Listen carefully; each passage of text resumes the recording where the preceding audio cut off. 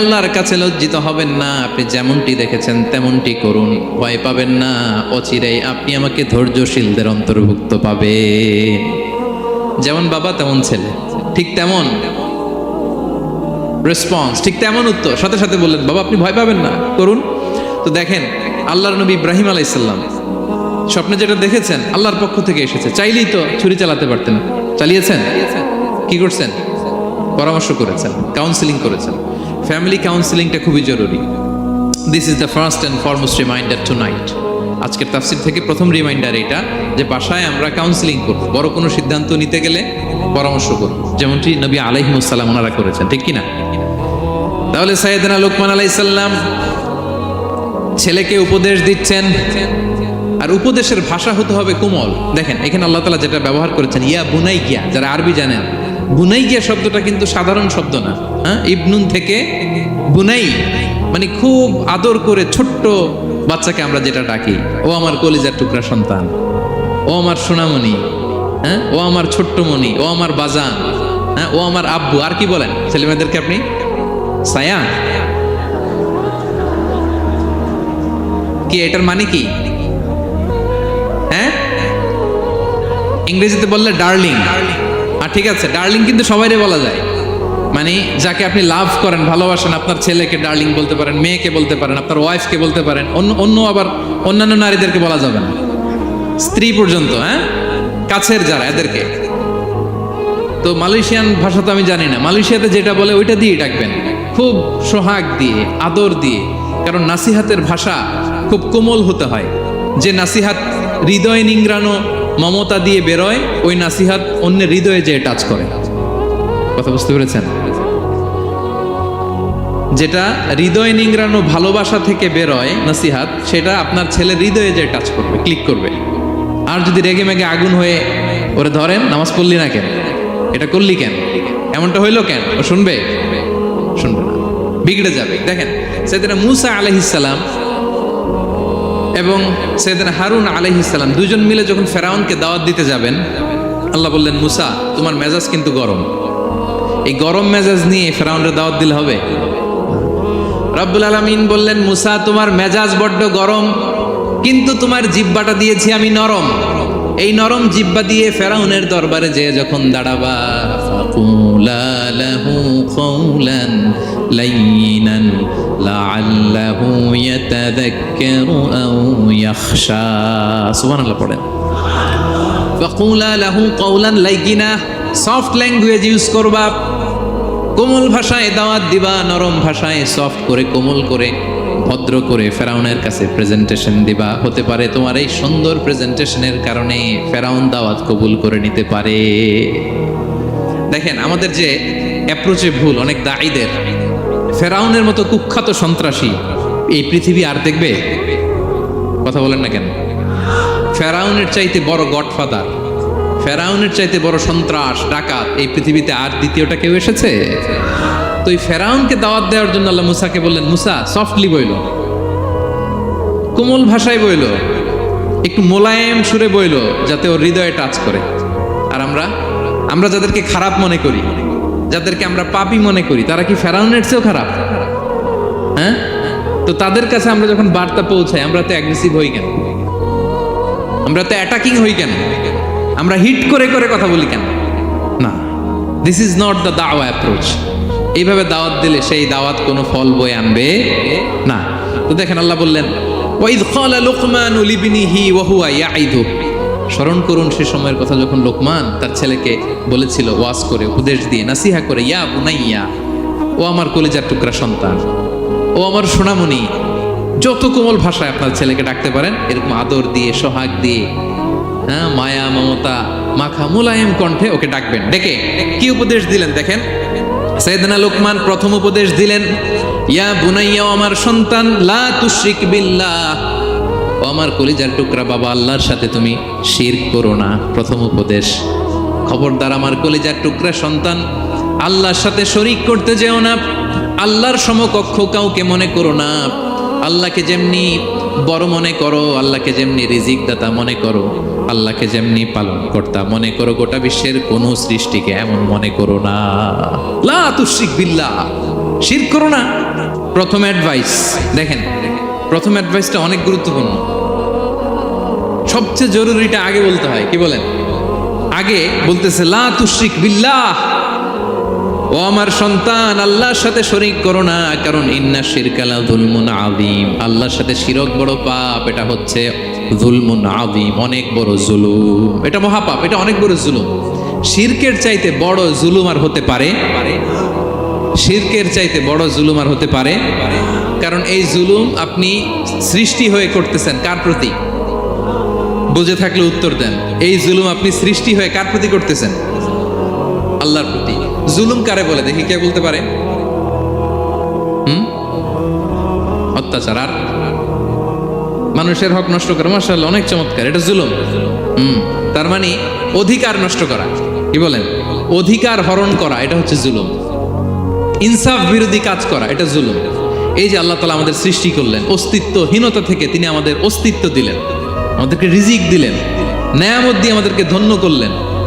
তো আল্লাহ তাআলার অধিকার ছিল না যে তাকেই আমি সেজদা দিব? এটা তার অধিকার। এটা কার রাইট? আমরা হিউম্যান রাইটস নিয়ে কথা বলি, অ্যানিমাল রাইটস নিয়ে কথা বলি, উইমেন রাইটস নিয়ে কথা বলি।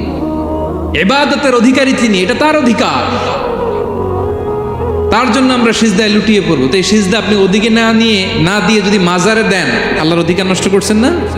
কথা বলেন, এটা ইনসাফ হয়েছে? যিনি রিজিক দিল, যিনি সৃষ্টি করলো, যিনি নিয়ামত দিল, তার ইবাদত না করে আপনার মতো আরেকটা সৃষ্টির সামনে আপনি এরকম নমস্ত নমস্ত গান, এটা তার অধিকার হরণ হয়েছে না? এটা ইনসাফ বিরোধী হয়েছে না? এজন্য আল্লাহ বলেছেন ইন্না শিরকা লা যুলমুন আযীম। শিরকে সবচেয়ে বড় জুলুম বলার কারণ কি? কারণ আপনি সৃষ্টি হয়ে স্রষ্টার উপর জুলুম করেছেন। এর চেয়ে বড় জুলুম আর হতে পারে? এজন্য সাইয়েদনা লুকমান আলাইহিস সালাম বললেন, ইয়া বুনাইয়া লা তুশরিক বিল্লাহ, ও আমার কলিজার টুকরা সন্তান, খবরদার খবরদার, কশিনকালেও আল্লাহর সাথে শিরক করবে না। কারণ শিরক হলো সবচাইতে বড় জুলুম, সবচেয়ে বড় পাপ, সব পাপের বাপ, এর নাম হচ্ছে শিরক। এর চেয়ে বড় পাপ হতে পারে? পাপের জগতে যদি র্যাঙ্কিং করেন, নাম্বার ওয়ান সবাই নাম্বার ওয়ান। আল্লাহ সব মাফ করে দেয়, সব গুনাহ তিনি ক্ষমা করে দেয়, সব পাপকে তিনি চাইলেই মোচন করে দিতে পারেন, শুধুমাত্র কেবলমাত্র শিরকের গুনাহ ছাড়া। ঠিক কিনা? ইন্নাল্লাহা লা ইয়াগফিরু আন ইউশরাকা বিহি ওয়া ইয়াগফিরু মা দুনা যালিকা লিমান ইয়াশা। আল্লাহ তাআলা চাইলে সব গুনাহ তোমার ক্ষমা করে দিতে পারেন, কেবলমাত্র শিরকের গুনাহ ছাড়া। এটা ক্ষমা করে না, কারণ এইটা আল্লাহকে অপমান করার শামিল। ঠিক কিনা? আল্লাহর উদাহরণ বাদ দেই, আপনার বস যে আপনাকে খুব ভালোবাসে, যে আপনাকে স্যালারির বাইরেও আরো অনেক কন্ট্রিবিউশন করে, টাকা দেয়, আদর করে, এই সুবিধা দেয়, ওই সুবিধা দেয়, আপনি উনারে শ্রদ্ধা না দেখাইয়া এই শ্রদ্ধা আপনি অন্যদের দেখান, কিন্তু উনারে শ্রদ্ধা করেন না, উনি এটা মেনে নিবে? কথা বলেন। যে আল্লাহ আপনার জীবন দিলেন, রিজিক দিলেন, সব দিলেন, গোটা জগৎটাই তো তা, সব দেওয়ার পরেও সিজদা যে আপনি কোথায় দেন? হ্যাঁ, মাজারে, দরগায়, বাবার কাছে। এরকম আছে না নাই? হ্যাঁ, আমাদের এখানে কেউ নাই। হ্যাঁ, দেশে গেলে এরকম মাজারে যে মানত টানত করেন নাকি? হ্যাঁ, মানত করেন? মাজারে সেজদা দেওয়া যাবে? চাইতে হবে একটা সত্তার কাছে, চিল্লায় বলুন তো তিনি কে? এজন্য বিশ্বনবী বলেন, ইযা সাআলতা ফাসআলিল্লাহ, চাইলে আল্লাহর কাছে চাও। ওয়া ইযা ইসতাআনতা ফাসতাইন বিল্লাহ, সাহায্য যদি চেতে হয় একজনের কাছে চাইবা, চিল্লায় বলেন তিনি কে? নাকি বাবার কাছে? হ্যাঁ, দয়াল বাবা রে দয়া করো আমারে। আপনার বাবার যখন ডায়রিয়া হয় উনি চায় কার কাছে? আপনার বাবা যখন বিপদে পড়ে কাঁদে কার কাছে? এই জন্য আমরা চাবো কার কাছে? দয়ালা আল্লাহ রে দয়া করো আমারে, এটা বলতে হবে। ঠিক কিনা? বলেন সবাই, দয়ালা আল্লাহ রে দয়া করো আমারে। এজন্য এই জিনিসটা সাইয়েদনা লুকমান আলাইহিস সালাম প্রথমে ফোকাস করলেন, বললেন লা তুশরিক বিল্লাহ, ও আমার কলিজার টুকরা সন্তান, আল্লাহর সাথে শিরক করো না, খবরদার। আল্লাহর সাথে কাউকে সমকক্ষ মনে করবা না, কারণ ইন্না শিরকা লাযুলমুন আযীম, শিরিক হলো সব চাইতে বড় পাপ, মহা জুলুম। এই জুলুম আল্লাহর প্রতি করা হয়। তাহলে প্রথম উপদেশটা বুঝতে পারছেন আমার প্রিয় ভাইরা? আল্লাহর সাথে শিরক করা চলবে। চাইবো কার কাছে? সন্তান হয় না, কই চাবেন? নাকি মাজারে? মাজারে চাওয়া যাবে? বাবার কাছে চাওয়া যাবে? ছেলে সন্তান দেয় কে? মেয়ে দেয় কে? ছেলে মেয়ে দুটোই দেয় কে? ছেলেও দেয় না, আবার মেয়েও দেয় না। চিৎকার করে বলেন তো তিনি কে? আমরা তার কাছে চাইব। সব পরিস্থিতিতে আমরা একজনের কাছে চাইব, তিনি কে? আবার রব্বুল আলামিন বিশ্বনবীকে জানিয়ে দিলেন, ও নবী শোনো শোনো, তোমার আগে সব নবীকে আমি জানিয়ে দিয়েছি, লা ইন আশরাকতা লা ইয়াহবাতান্না আমালুকা ওয়া লা তাকুনান্না মিনাল খাসিরিন। তুমি যদি আল্লাহর সাথে কাউকে শিরক করে ফেলো, তোমার সব আমলগুলো বাতিল হয়ে যাবে, কিয়ামতের ময়দানে তুমি হবা খাসিরিন, ক্ষতিগ্রস্ত, কিছুই থাকবে না। কিয়ামতের ময়দানে তুমি হবা হাই হাই কোম্পানির ম্যানেজার। যদি শিরক করো তোমার আমল বাতিল, খবরদার, কিয়ামতের দিন তুমি হাই হাই করবে, অভাগা দুর্ভাগা হয়ে উঠবে। এজন্য শিরককেও আমরা না বলে দিব। শিরকের সাথে আমাদের কোনো সম্পর্ক আছে? জোরে বলেন। গুরুত্বপূর্ণ পয়েন্ট, এজন্য ছেলেকে আগে বললো, বাবা খবরদার শিরক করো না। আবার হাদিসে কুদসিতে রব্বুল আলামিন বলেন, গোলাম কিয়ামতের কঠিন ময়দানে গোটা জমিন পরিমাণ গুনার বোঝা নিয়ে যদি তুমি আমি আল্লাহর দরবারে হাজির হয়ে যাও, আর ওই গুনার বোঝার মধ্যে যদি শিরকের গুনাহ না থাকে, আমি আল্লাহ গোটা জমিন পরিমাণ ক্ষমার বস্তা নিয়ে তোমার কাছে হাজির হয়ে যাব। কথাটার ওজন দেখছেন? জমিন পরিমাণ গুনাহ নিয়ে আসছো আমার কাছে কিয়ামতের দিন। ওই গুনার মধ্যে অনেক ধরনের গুনাহ, নামাজ পড়ো নাই, রোজা রাখো নাই, এই করছো সেই করছো, কিন্তু এই গুনার বিশাল পৃথিবী পরিমাণ গুনার বোঝার মধ্যে শিরকের গুনাহ নাই। তাহলে আমি আল্লাহ এই দুনিয়া পরিমাণ ক্ষমার বোঝা নিয়ে তোমার কাছে চলে আসবো। শিরক করা যাবে? তাহলে প্রথম উপদেশ দিলেন, হে আমার কলিজার টুকরা সন্তান, শিরক করো না, শিরক করো না। আমার ভাইয়েরা, আমার কলিজার টুকরা ক্লাঙের ভাইয়েরা, সন্তানদেরকে এই শিরকের ব্যাপারে, শিরকের ভয়াবহতার ব্যাপারে আপনাকে জানাতে হবে। It's your duty. আপনি শুধু বাবা হইলেই চলবে না, আপনার ছেলে মেয়ে কোন পথে চলবে এটা আপনাকে ঠিক করে দিতে হবে। ওরা এখন ছোট, ছোট থেকে যদি এই তাকওয়ার সফটওয়্যারকে ইনস্টল করে দেন, ওই সফটওয়্যার দিয়ে তার জীবন চলবে, ঠিক কিনা? হ্যাঁ, ওরা যখন ছোট থাকে কাদা মাটির মতো থাকে, কাদার মাটিকে যেমন ডিজাইন করতে মনে চায় করা যায় না? একই কাদা মাটি দিয়ে বল বানানো যায়, ঘর বানানো যায়, পুতুল বানানো যায়, ওই এটা বানানো যায়, অনেক কিছু বানানো যায়। কিন্তু এটা যখন শুকিয়ে শক্ত হয়ে যায়, আর কিছু করা যায়? হ্যাঁ, আমাদের আঞ্চলিক ভাষায় বলে কাঁচা না নোয়ালে বাস, পাকলে করে। ছোটবেলা থেকেই now this is the high time, ওদেরকে এডুকেট করার এখন মোক্ষম সময়। এটা আপনার রেসপন্সিবিলিটি, বাবা হিসেবে করতেই হবে।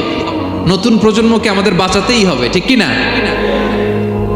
মানুষের পেট থেকে বেরোলেই কেউ মানুষ হয় না। গরুর পেট থেকে যেটা বেরোয় ওটা গরু, ছাগলের পেট থেকে বেরোলেই ছাগল হয়ে যায়, হাতির পেট থেকে বেরোলেই হাতি হয়ে যায়। কিন্তু মানুষের পেট থেকে একটা কিছু বেরোলেই ওটা মানুষ হয়, ওটার মানুষ বানাতে হয়। কি করতে হয়? মানুষ বানাতে হয়। গরুকে কেউ কোনোদিন বলে না তুই গরুর মতন গরু হ। ছাগলরে কেউ কোনোদিন কইছে যে তুই ছাগলের মতো ছাগল হ, কিন্তু এই মানুষকেই বলা হয় তুমি মানুষের মতো মানুষ হও, মানুষের মতো মানুষ হও। মানুষের মতো মানুষের বড্ড অভাব, ঠিক কিনা? তো আমাদের ছেলেমেয়েরা মানুষের মতো মানুষ হোক, আমরা চাই কি চাই না? এই উপদেশগুলো আমাদের দিতে হবে, ওদেরকে জানাতে হবে। ছোট্ট মানুষ অনেক কিছুই বুঝে না, ওদেরকে কোনটা সত্যবাদিতা, কোনটা ন্যায়পরায়ণতা, কোনটা আমানতদারিতা, কোনটা চুরি ধরে ধরে বোঝাতে হয়। আমাদের ছোট্ট সোনামণিরা দেখবেন ছোটবেলায় ওই ছোট অবস্থায় যারা থাকে, ছোট স্কুলে যায়, স্কুলে যে আরেকজনের পেন্সিল ব্যাগে করে নিয়ে আসে দেখবেন। মানে ওরে দিয়েছেন আপনি ব্লু কালারের, ওর এটা ভালো লাগে নাই, ওর ভালো লাগছে পিঙ্ক কালারের একটা, তো আরেকজনের পিঙ্ক কালারের পেন্সিল ব্যাগে করে নিয়ে আসছে, রাবার নিয়ে আসছে। ও খারাপ মনে আনে নাই, কারণ ও জানে না, ও ভাবছে যেটা সুন্দর লাগে ওইটাই মনে হয়। অনেক প্রশ্নের উত্তর দিতে পারি না, মানে পারি, ও মানতে চায় না, আর্গুও করে, এমন এমন কথা বলে যেগুলো আমরা 10-15 বছর বয়সও শিখি নাই, আজকে 5-6 বছরের ছোট বাচ্চা ছেলে মেয়ে আপনাকে এমন প্রশ্ন করবে আপনি অবাক হয়ে যাবেন। এজন্য ছোটবেলা থেকেই ওদের মন মস্তিষ্কের ভেতরে এই ইসলামের শিক্ষাটা ঢুকাই দিতে হবে আমার ভাইয়েরা। ইসলাম সেটাই চায় যে এইমাত্র জন্মগ্রহণ করছে যে বাচ্চাটা, নবজাতক, নিউ বর্ন বেবি, ওর আমল নামা শুরু হয়েছে? সবাই বলেন, এইমাত্র ভূমিষ্ঠ একটা বাচ্চার আমল নামা শুরু হয়েছে? তারপর ইসলাম বলে ওর কানের সামনে আল্লাহু আকবার বলে আল্লাহর নামটা ঢুকিয়ে দাও। এখনো আমল নামা শুরু হয় নাই, এখনো ভালো খারাপের কিছুই হয় নাই, তারপরও আল্লাহ বলে দুনিয়াতে আসার সাথে সাথে আজান দিয়ে ইসলামের কথাটা কানের ভেতরে ঢুকায়া দাও। আমাদের দায়িত্ব হচ্ছে ওদেরকে এডুকেট করা। 1 নাম্বার উপদেশ তিনি দিলেন, লা তুশরিক বিল্লাহ, শিরক করুন। শিরক মহাপাপ। এই পয়েন্টটা বুঝতে পারছেন সবাই? উনি বেসিক্যালি ওনার সন্তানকে 9টা উপদেশ দিয়েছিলেন। কয়টা? সবাই বলুন, 9টা।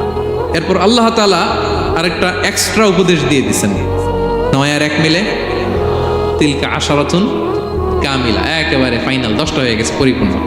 তো শিরকের ব্যাপারে সতর্ক করার সাথে সাথে আল্লাহ তাআলা নিজ থেকে একটা উপদেশ দিলেন। আল্লাহ তাআলা কি বললেন?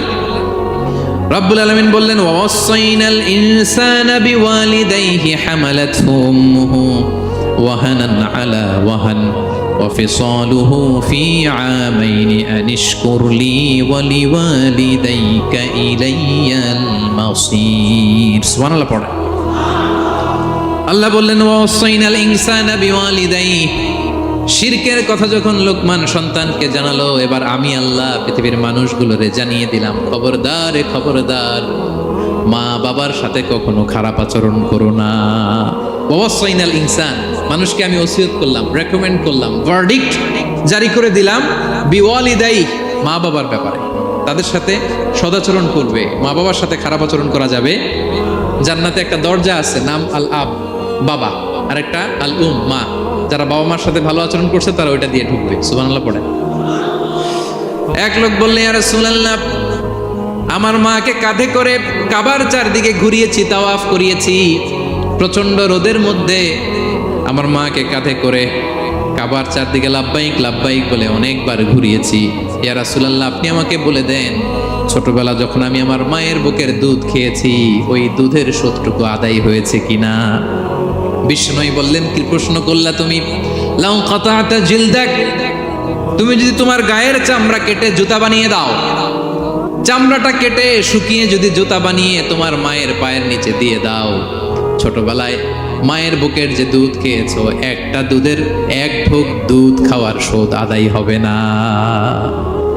1 ঢোক যে দুধ খাইছো ওইটারই শোধ আদায় হবে। খবরদার খবরদার, বাবা মার ব্যাপারে সাবধান। বিশেষ করে মায়ের সাথে দুজনের কথাই আল্লাহ প্রথমে বললেন, এরপরে বললেন বিশেষ করে মায়ের সাথে, কারণ হামালাতহু উম্মুহু, বাবা তোমারে পেটে ধরে নাই, পেটে ধরেছে কে? ওয়াহানান আলা ওয়াহান, 10 মাস 10 দিন বোঝার পরের বোঝা, যন্ত্রণার পরে যন্ত্রণা বাবা সহ্য করে নাই, করেছে কে? এত বড় একটা পেট হয়ে গেছে, জানেন তো? হ্যাঁ, আল্লাহ। এই পেটটা নিয়ে বারবার কিচেনে যাওয়া লাগছে, এটা নিয়ে টয়লেট করে, এটা নিয়ে গোসল করে, ঘুমাতে পারে না, শুইলে উঠতে পারে না, উঠলে বসতে পারে না। 1 দিন 2 দিন, 1 সপ্তাহ 2 সপ্তাহ, 10 মাস 10 দিন আমার মাকে এই কষ্ট দিয়েছি। মায়ের কলিজার মাঝখানে লাথি মেরে দুনিয়াতে এসেছে। এরপরে আল্লাহ বললেন, ওয়া ফিসালুহু ফি আমাইন, এখানেই শেষ নয়, দুধ ছাড়াতে লেগেছে 2 বছর। কয় বছর? ওগো মা, তুমি এই ধরনের শ্রেষ্ঠ নেয়ামত, তোমারই পদ তলে রয়েছে জান্নাত। ওগো মা, তুমি এই ধরনের শ্রেষ্ঠ নেয়ামত, তোমারই পদ তলে রয়েছে জান্নাত। ঠিক কিনা? দেখেন আল্লাহ মর্যাদা কোথায় বাড়াবো। আমাদের দুনিয়ার পুরুষ মানুষদের পায়ের নিচে থাকে জুতা, জুতার নিচে বালু, কার্পেট কিংবা ফ্লোর। আর আল্লাহ বলে, দুনিয়ার এক একটা মায়ের পায়ের নিচে আমি জান্নাত দিয়ে রেখেছি। এই পৃথিবীটারে 100 বার বিক্রি করলে জান্নাতের একটা চেয়ারের দাম হবে? বুঝে শুনে উত্তর দিবেন। এই পৃথিবীটাকে, পৃথিবীর যে সম্পদ, এটা এস্টিমেশন করে, হ্যাঁ, 1000 বার বিক্রি করলে যে দামটা হবে, ওই দাম দিয়ে জান্নাতের একটা চেয়ারের দাম হবে? এই পৃথিবীর 10,000 কোটি বার বিক্রি করলে যেই অ্যাসেট হবে, যে অ্যামাউন্ট হবে, ভ্যালিউ হবে, ওই দাম দিয়ে জান্নাতের একটা টেবিলের দাম হবে। আর যেই জান্নাত, পুরো জান্নাতটা মায়ের পায়ের নিচে পড়ে আছে, ওই পা দুইটার দাম কত? সুবহানাল্লাহ পড়বেন না? মা বাবার দোয়া অনেক বড় দোয়া। কখনো যেন আমরা বেয়াদবি না করি, কখনো যেন তাদের মনে কষ্ট না দেই, সবসময় যেন তাদের কাছ থেকে দোয়া নেই। পারা যাবে? এটা আল্লাহ তাআলা ঢুকিয়ে দিলেন। তাহলে সাইয়েদনা লোকমান প্রথমে বলল, বাবা শিরক করো না। এরপরে রব্বুল আলামিন বললেন, শিরকের পরে তোমাদের সব চাইতে বড় দায়িত্ব যে বাবা মা তোমাদের জন্য এত কষ্ট করেছে, তাদের সাথে খারাপ আচরণ করো না। দুইটা হয়ে গেল। কয়টা? আওয়াজ করে বলেন কয়টা? 3 নম্বরে সাইয়েদনা লোকমান আলাইহিস সালাম ছেলেকে বললেন, ইয়া বুনাইয়া ইন্নাহা ইন তাকু মিসকালা হাববাতিন মিন খারদালিন ফাতাকুন ফি সখরাতিন আও ফিস সামাওয়াতি আও ফিল আরদি ইয়াতি বিহাল্লাহ ইন্নাল্লাহা লাতীফুন খাবীর। 3 নম্বরে সাইয়েদনা লোকমান বললেন, বাবা সরিষার দানা পরিমাণ কোনো ভালো কাজ যদি তুমি করো কিংবা খারাপ কাজ যদি তুমি করো, সেটা যদি মাউন্ট এভারেস্টের উপরে উঠে করো কোনো খারাপ কাজ, আও ফিস সামাওয়াতি মহাশূন্যে যে যদি করো, আও ফিল আরদে জমিনের অতল গহ্বরে কোনো সুড়ঙ্গ বানিয়ে সেখানেও যে যদি কোনো পাপ করো, ইয়াতি বিহাল্লাহ সেটাও আল্লাহ নিয়ে আসবে। কোনো পাপ বা কোনো ভালো কাজ আকাশে উঠে, পাহাড়ে উঠে কিংবা সুড়ঙ্গ করে জমিনের ভিতরে ঢুকেও যদি করো, কিয়ামতের দিন আমলনামায় সেটা দেখতে পাবে। সুবহানাল্লাহ পড়বেন না? কারণ ইন্নাল্লাহা লাতীফুন খাবীর, তিনি হলেন লাতীফ সূক্ষ্মদর্শী। যত ছোট কাজই করো না কেন তার চোখে ফাঁকি দেয়া যায়। তার মানে 3 নাম্বার উপদেশে সাইয়েদনা লোকমান তার ছেলেকে আল্লাহর শক্তি, আল্লাহর ক্ষমতার ব্যাপারে একটা ধারণা দিচ্ছেন। নিজের ছেলেকে তার রবকে চিনাইতে হবে। আমাদের রবকে আমাদের চিনার দরকার আছে না নাই? ছেলেকে বোঝাবেন, বাবা ওই যে তুমি মসজিদে আমার সাথে যে সেজদা দাও, কারে দাও জানো? তিনি কত বড়, তিনি কত বিশাল ক্ষমতার অধিকারী। তুমি সামান্য কোনো ভালো কাজ কিংবা খারাপ কাজ, এটা যদি মহাশূন্যে উঠেও করো, পাহাড়ের চূড়ায় গিয়েও যদি করো, জমিনকে ফেড়ে সুড়ঙ্গের ভেতরে ঢুকেও যদি করো, তার চোখকে কঠিনকালেও ফাঁকি দেয়া যাবে। তার মানে 3 নম্বরে আল্লাহর ধারণার ব্যাপারে, শক্তির ব্যাপারে, ক্ষমতার ব্যাপারে, আল্লাহ তাআলার অথরিটির ব্যাপারে, ক্যাপাসিটির ব্যাপারে একটা স্বচ্ছ ধারণা দিয়ে দিল। তুমি জানো নাকি কোন রবের ইবাদত তুমি করো? গোটা দুনিয়ার সবার চোখকে ফাঁকি দেয়া গেল, আল্লাহর চোখকে কঠিনকালেও ফাঁকি দেয়া যায় না। ঠিক কি না? এই পৃথিবীতে সবার চোখকে ফাঁকি দেয়া যায় কি যায় না? পুলিশের চোখ, সিকিউরিটির চোখ, বিমানবন্দরে কাস্টমস অফিসারের যে অফিসার থাকে তাদের চোখ, বিভিন্ন জায়গায় বড় বড় যে সিসি ক্যামেরা থাকে, এগুলো ফাঁকি দেয়া যায়। ফাঁকি দেয়া যায় না একজনের চোখ। আওয়াজ করে বলুন তো তিনি কে? ফাঁকি দেওয়া যায়? আচ্ছা বলেন, এই ছোটবেলা থেকেই এই সেন্সেশন, এই অনুভূতি যদি, এই অনুভূতির সফটওয়্যার যদি আপনার ছেলের মাথায় ঢুকায় দেন, এই ছেলে কোনোদিন দুর্নীতি করবে? খাদ্যে ভেজাল দিবে? মাছে ফরমালিন দিবে? প্রতিবেশীকে কষ্ট দিবে? অনিয়ম করবে? অন্যের অধিকার হরণ করবে না। এজন্য ছোটবেলা থেকেই তার রবকে চিনায় দিতে হবে, রবকে চিনায় দিতে হবে। 3 নম্বরে ছেলেকে তিনি বললেন, বাবা অতি ক্ষুদ্র ভালো কাজ কিংবা খারাপ কাজ যেখানেই করো না কেন, কিয়ামতের দিন সেটা তুমি দেখবা। তার মানে তখন থেকে সে বুঝবে, আমি যাই করি না কেন, ভালো করলে এটার একটা প্রতিদান, একটা রিওয়ার্ড আমি পাবো, ঠিক না? আর খারাপ যদি করি, এটার শাস্তি আমাকে ভোগ করতেই হবে। আল্লাহর সুপ্রিম কোর্টের কাঠগড়ায় আমাকে দাঁড়াতেই হবে। নিক্তিপাল্লা, মাওয়াজিন আল কিসত, ন্যায়ের মানদণ্ড আল্লাহ সেদিন স্থাপন করবেন। আমরা যেটা মিজানের পাল্লা বলি, এটা মূলত ন্যায়ের মানদণ্ড। সামান্য ক্ষুদ্রাতি ক্ষুদ্র জিনিস দিলেও ওইখানে টের পাওয়া যায়। সুবহানাল্লাহ পড়েন।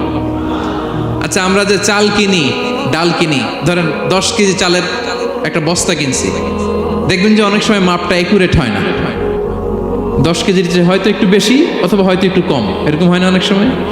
5 কেজি কিনছেন এক দোকান থেকে, আরেক জায়গায় যে ভালোভাবে মাপ দিয়ে দেখবেন যে একটু বেশি হয়েছে অথবা একটু কম হয়েছে, ঠিক কিনা? আল্লাহ যে মিজানের পাল্লা সেদিন বসাবেন ওইখানেও তো এরকম হবে। হ্যাঁ, কেমন হবে? فمن يعمل مثقال ذرة خيرا يره পড়ুন ومن يعمل مثقال ذرة شرا يره। ক্ষুদ্রাতি ক্ষুদ্র যাররা তথা অনুপরিমাণ ভালো যদি করো সেটাও সেদিন নিক্তি পাল্লায় মিজানের দাড়ি পাল্লায় দেখতে পাবা।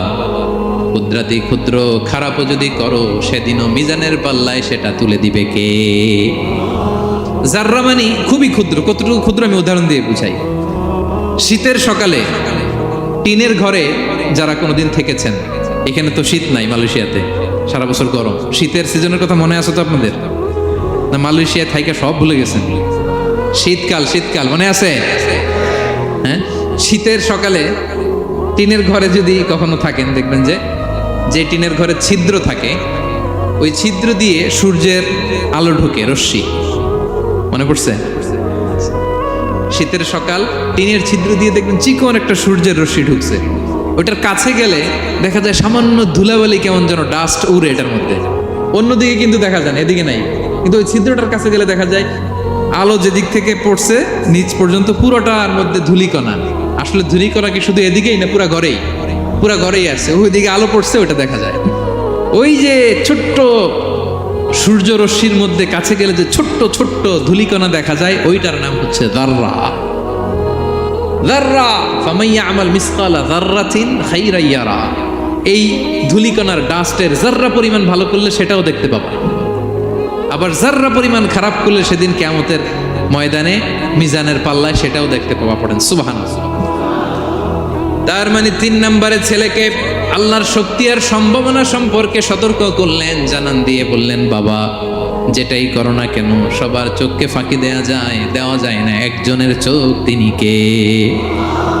কয়টা গেল উপদেশ? সবাই বলুন তো কয়টা? 3টা। 4 নম্বরে লোকমান আলাইহিস সালাম বললেন, ইয়া বুনাইয়া আকিমিস সালাহ। ও আমার সন্তান, 4 নম্বরে উপদেশ হলো তোমাকে নামাজ কায়েম করতে হবে। নামাজ, সবার আগে নামাজ। কাজকে বলে দাও আমার নামাজ আছে, নামাজকে বলো না কাজ আছে, ঠিক কি না? সালাত কায়েম করো, সালাতে কায়েম করো, হবে জান্নাতি তুমি, হবে জান্নাতি তুমি, দিবে কাল হাসরে শীতল ছায়া আরশে আজিহি।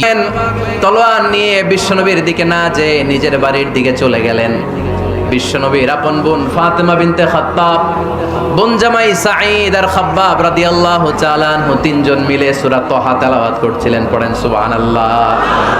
মক্কায় লুকিয়ে লুকিয়ে দাওয়াত হতো। খাব্বাব রাদিয়াল্লাহু তাআলা আনহু একটা চামড়ার ফলকের মধ্যে সূরা তাহার কয়েকটা আয়াত এনে ওমর ফারুকের বোন আর বোন জামাইকে শিক্ষা দিচ্ছে, ট্রেনিং দিচ্ছে। সুবহানাল্লাহ পড়েন। লুকিয়ে লুকিয়ে ওমর ফারুক যখন ঘরে চলে আসলেন, এরা তটস্থ হয়ে গেল।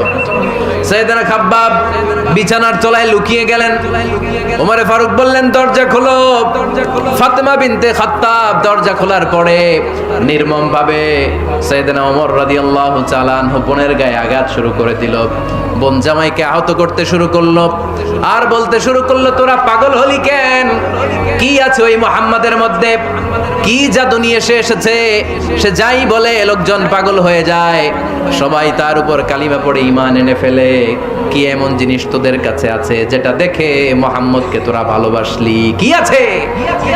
কি পড়তেছিলি আমারে দেখা। ফাতেমা বলে, ইন্নাকা রিজসুন লা ইয়ামাসসুহু ইল্লাল মুতাহহারুন। ও আমার ভাই ওমর, তুমি নাপাক। তুমি কি? লা ইয়ামাসসুহু ইল্লাল মুতাহহারুন, পবিত্রতা অর্জন না করে এই কোরআন ধরা যায় না। সুবহানাল্লাহ পড়েন।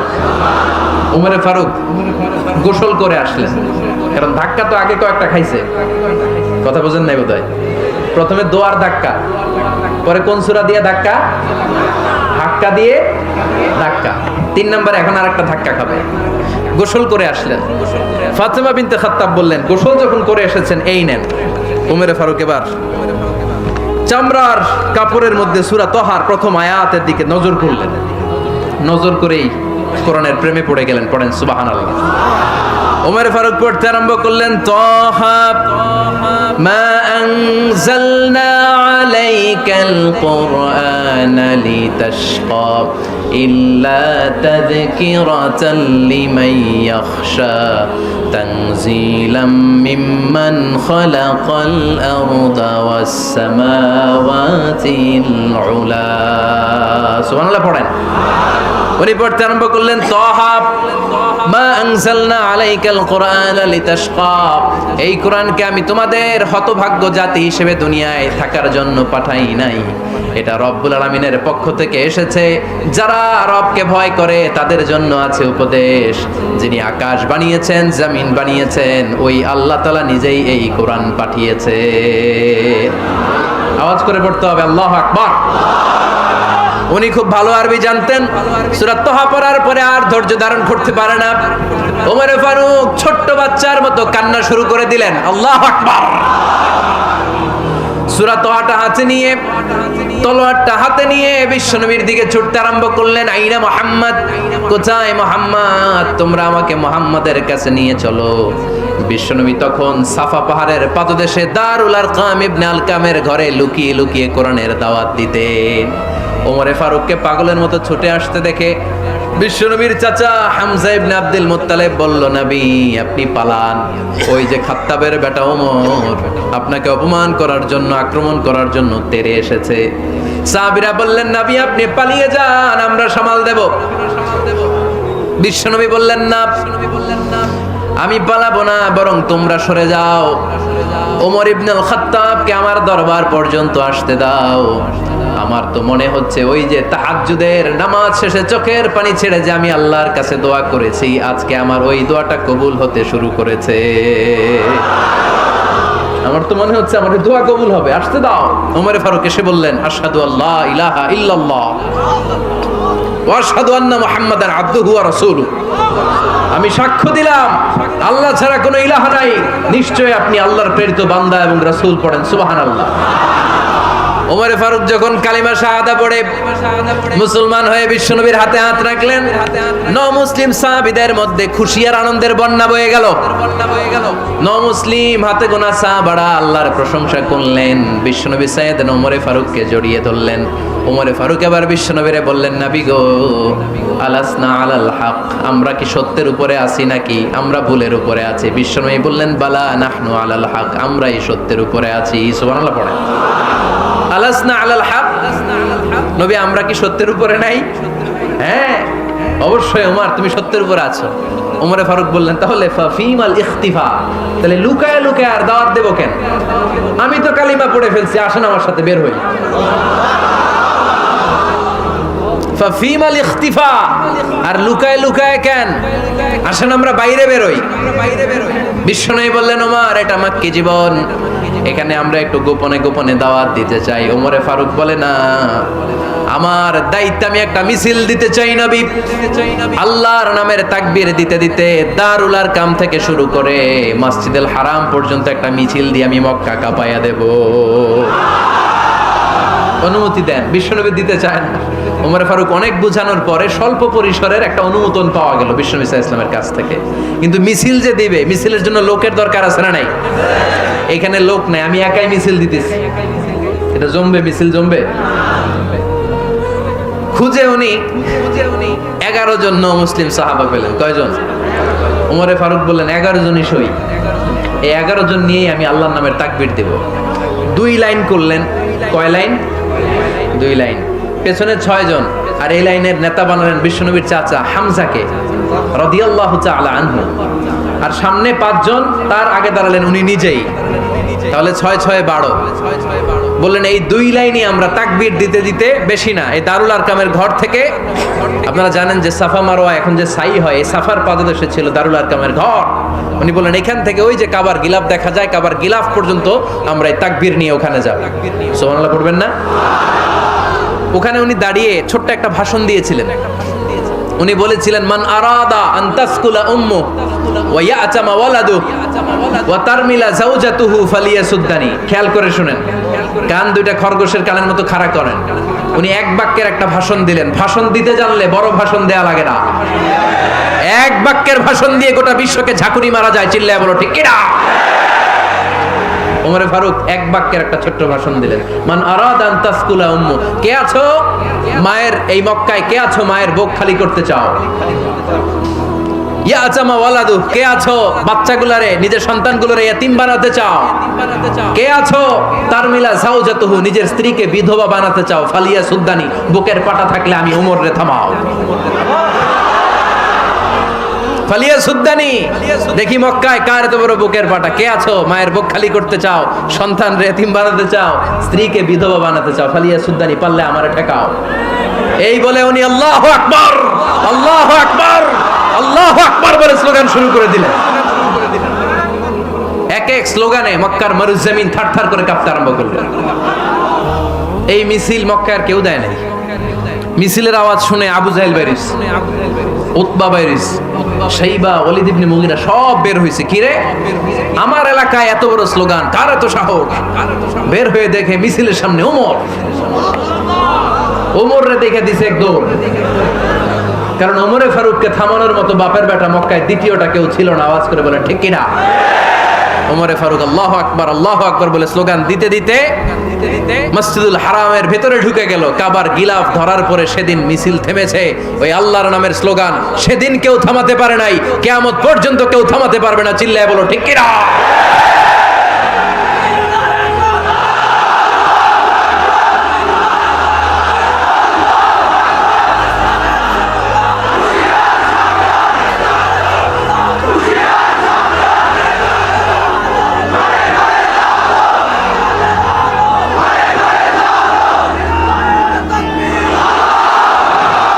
ওই রকম একটা ওমরের দরকার, আমাদের বেশি চাই না। জোরে বলেন ঠিক কিনা? দাও খোদা দাও আমায় আবার ওমর দারাজ দিল, দাও খোদা দাও আমায় আবার ওমর দারাজ দিল, দাও আলীর মতো বীর সেনানি, আলীর মতো বীর সেনানি জাগাতে নিখিল, দাও খোদা দাও আমায় আবার ওমর দারাজ দিল। সুবহানাল্লাহ পড়েন। একটা ওমর লাগবে। চিল্লায় বলেন কয়টা? ওই ওমরের অপেক্ষায় বাংলাদেশ সহ গোটা মুসলিম উম্মাহ, ঠিক কি না? একটা ওমরই যথেষ্ট। আমাদের সেন্ট্রাল লিডারশিপ নাই তো, আমাদেরকে এদিকে লাথি মারলে আমরা ওইদিকে যাই, ওদিক থেকে গুতা মারলে আমরা এদিকে যাই। আমাদের রিপ্রেজেন্টেটিভ, আমাদের প্রতিনিধিত্ব করার মতো কোনো কেন্দ্রীয় লিডারশিপ নেতৃবৃন্দ গোটা বিশ্বে নাই, ঠিক কি না? আমরা সেই ওমরে ফারুকের অপেক্ষায়, আমরা সেই ইমাম আল মাহাদির অপেক্ষায়। এই ওমরে ফারুক আমাদের মডেল, ঠিক কি না? থার্ড ইন পজিশন এই পুরো উম্মতের মধ্যে ওনার পজিশন নাম্বার 3। 1 নাম্বার পজিশন বিশ্বনবীর, কার? 2 নাম্বার পজিশন কার? আবু বকর। 3 নাম্বার পজিশন কার? ওমরে ফারুকের। বিশ্বনবী বলতেন লা নবিয়্যা বা'দি, লা নবিয়্যা বা'দি, আমার পরে কোনো নবী নাই। ওয়ালা রাসূলা, আমার পরে কোনো রাসূলও নাই। আমার নবীর পরে আর কোনো নবী আছে? আমার নবীর পরে আর কোনো রাসূল আছে? এই যে কাদিয়ানি যে একটা সম্প্রদায় আছে, এরা কি মুসলিম নাকি অমুসলিম? মুসলিম সম্প্রদায়ের সাথে এদের কোনো সম্পর্ক নাই। চিল্লায় বলেন ঠিক কি না? এরা যদি মুসলমান হতে চায়, আমার নবী দ্য লাস্ট মেসেঞ্জার বিশ্ব নবীকে খাতামুন নবী হিসেবে সংবাদ সম্মেলন করে গোটা বিশ্বকে জানাই দিতে হবে, তারপরে তাদেরকে আমরা মুসলিম হিসেবে স্বীকৃতি দিব। চিল্লায় বলেন ঠিক কি না? তা না হলে তারা কোন ধর্মের এটাকে জানাই দিতে হবে।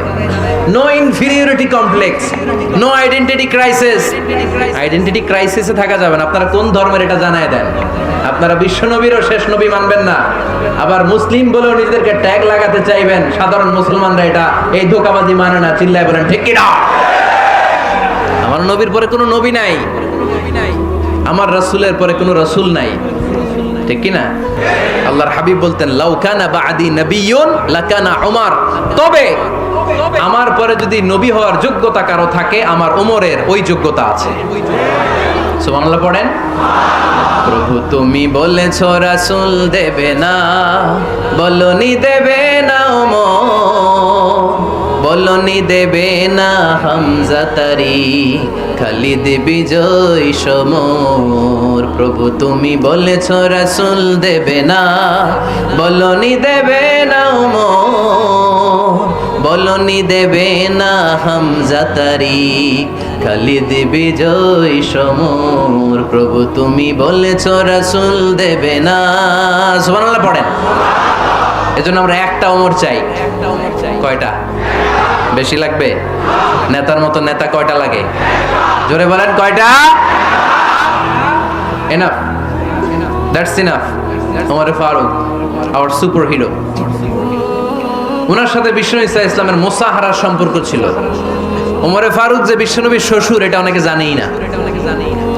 ওমরে ফারুক রাদিয়াল্লাহু তাআলা আনহু বিশ্বনবীর শ্বশুর ছিলেন। এটা আজকে নতুন শুনছেন। কে কে হাত তোলেন?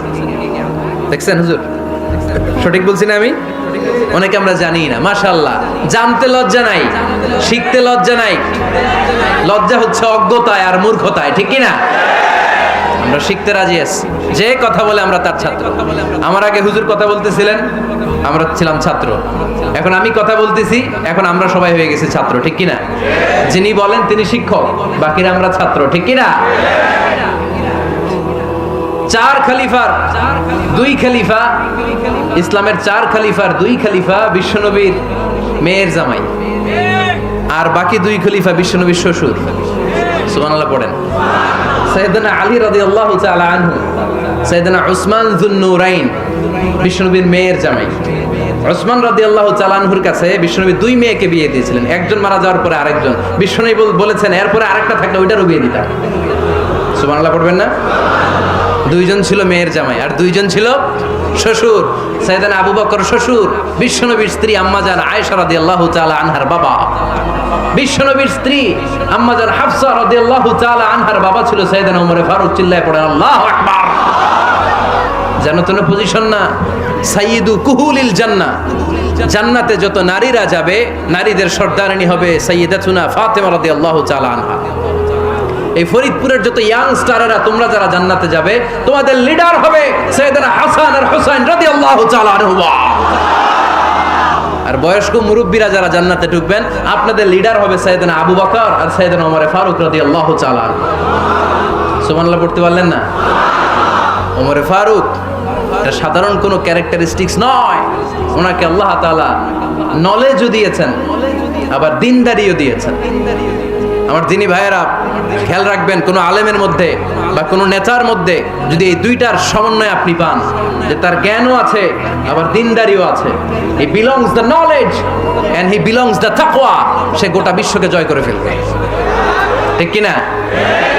যার মধ্যে জ্ঞান আছে, যার মধ্যে তাকওয়া আছে, তারে কেউ থামায় রাখতে পারে? ওমরে ফারুককে এই দুই নেয়ামত দিয়ে ধন্য করেছে কে?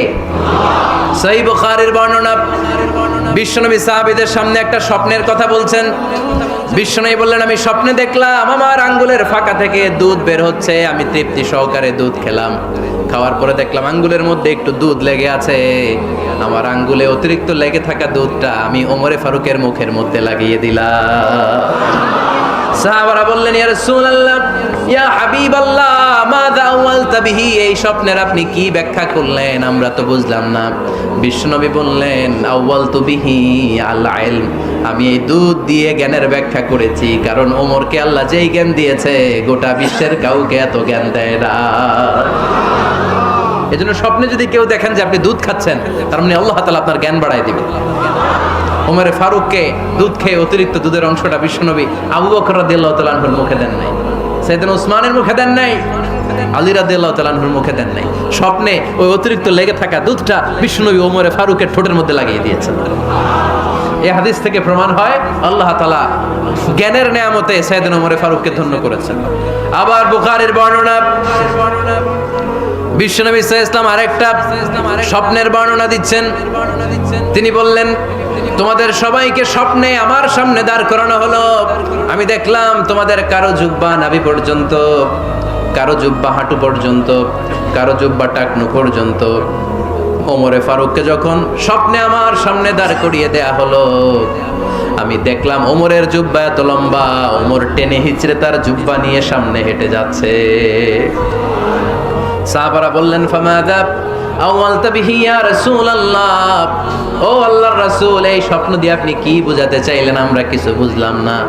বিশ্বনবী বললেন আওয়ালতু বিহি আদ-দ্বীন, আমি এই হাদিসের দ্বারা দিনের ব্যাখ্যা করলাম, যার জামা যত লম্বা তার দিনদারি তত বেশি।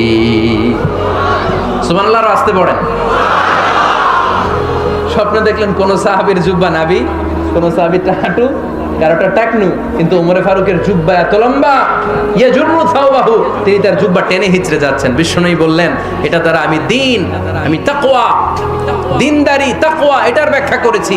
তার মানে ওমরে ফারুকের তাকওয়ার সামনে সব তাকওয়া পানি হয়ে যাবে। কোন সুবহানাল্লাহ। আল্লাহ তাআলা সাইয়েদনা ওমরে ফারুককে দ্বীনের জ্ঞান দিয়েছেন, তাকওয়া দিয়েছেন।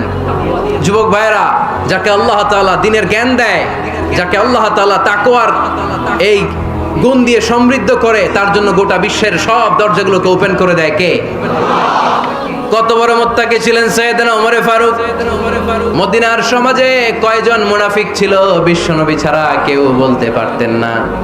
বিশ্বনবী কোন সাহাবীকে মুনাফিকদের লিস্ট দিয়ে যান নাই, একজন সাহাবী ছাড়া। দেখি কেউ বলতে পারেন কিনা ওই সাহাবীর নাম? কি নাম? হুযায়ফা ইবনুল ইয়ামান রাদিয়াল্লাহু তাআলা আনহু। ওনাকে বলা হতো সাহিবু সিররি রাসূলিল্লাহ, আল্লাহ রাসূল সাল্লাল্লাহু আলাইহি ওয়াসাল্লামের গোপন তথ্যের ধারক বাহক। সুবহানাল্লাহ পড়বেন না?